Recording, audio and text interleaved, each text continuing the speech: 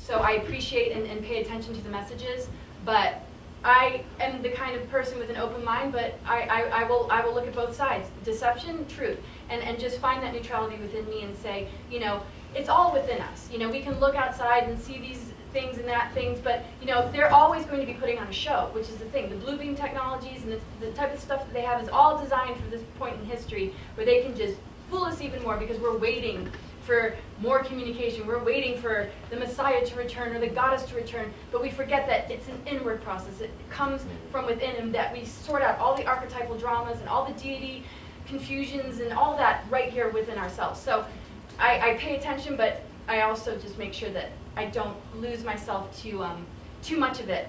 But I mean, I would say even more than 95% are genuine. That's just, yeah, so I would definitely, I hold a strong resonance with it being genuine, but yeah.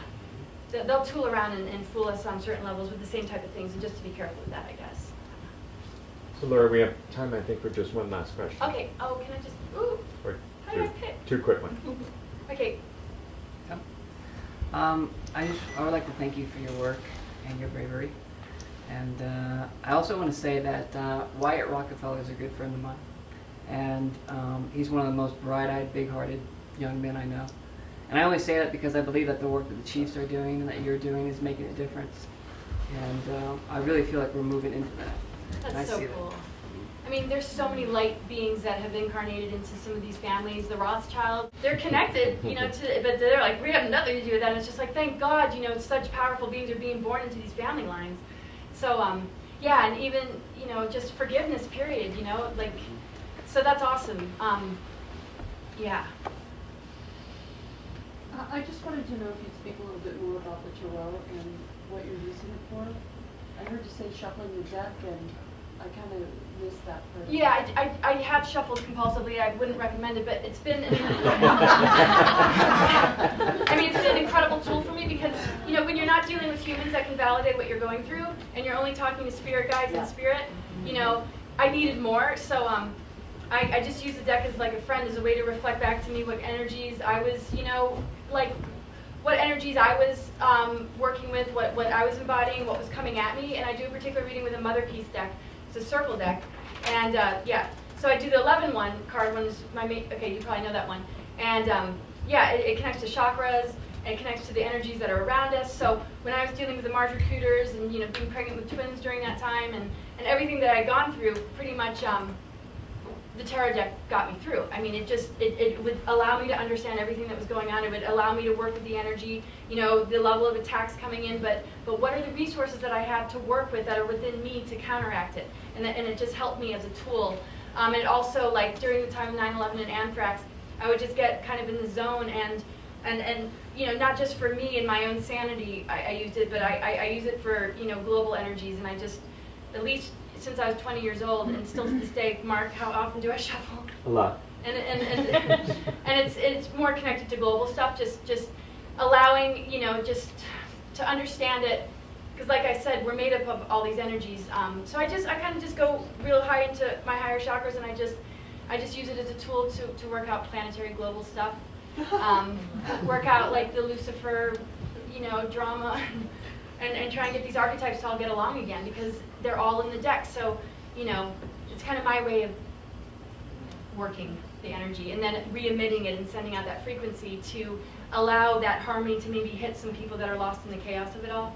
That's pretty much how. I don't really do it for predicting future. I like people to create their own mystery, like to create their own reality. I might show them a little bit of short-term stuff, but I really think that it can get in the way. I mean, really, we're here to experience and create ourselves, and sometimes when we tell people too much about the future, they don't know how to manifest it or create it. I went to a psychic one time who told me way too much, and I couldn't create it anymore, and I destroyed a timeline and created a new one. I'm like, thanks for telling me all that. You know, so I'm really careful, and I trained for a couple of years clairvoyantly, and just really saw what not to do. So I'm just adding this as an extra piece to anybody, you know, who might be able to relate to doing energy work. There's just a lot of ethics that need to come in, because we're really working with delicate stuff, you know, with people and their lives. And so it's a great honor to do that work, but I do it in total humility and as ethically as I possibly can. I'd like to just interject something because I don't think you'll say it. There's several of us in here who have had readings from Laura, and she does readings with people all over the world. And I've watched this and I see the feedback, and even at dinner tonight we were talking about the impact that you know, what she draws in, and with the decks and everything, and it's really amazing from my perspective, coming from a whole different way to all of this, watching what you do and how you do it, and particularly being here, you know, for the Venus transit and what Chief and everyone has put together, your energy and everything. I'm just beside myself, and I just want to thank you from my perspective, and I know so many other people in this room and on this planet share that same energy towards you. That's really sweet. I don't know if that's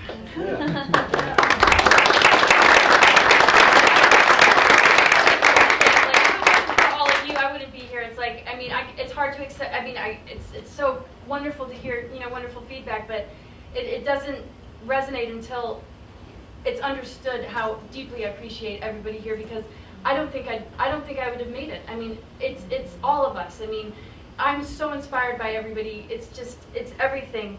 And I remember just crying. I mean, for 20 years I was just in tears, just wanting to get back in my body and just begging, please just let me have a voice so I just want to love everybody, and I just want this connection. And so for me to have this opportunity, for anybody to even give me 5 minutes to talk, because I was shut up at the dinner table my whole life. I can't even believe that I have a voice. And I don't know if Chief Golden Eagle was here this morning, but I was telling a story about how for years I was waiting for a golden eagle to pick me up out of the sky and take me to where I belong. Aww. For years. But I was expecting a big, you know, a bird. I didn't know what to expect. I was like, maybe that's a little far-fetched. Because I kept looking in the sky, like, you know, waiting for the golden eagle. And then I was at MUFON, and when I met him and he invited me to this, and I found out his name, I was like carrying my jaw home. I was like, wow. So it's so significant to me, because for years that's what kept me going. And it was just my way of coping. It's just, well, the golden eagle is going to come for me. So, and here's the Venus transit, the most important time of my life.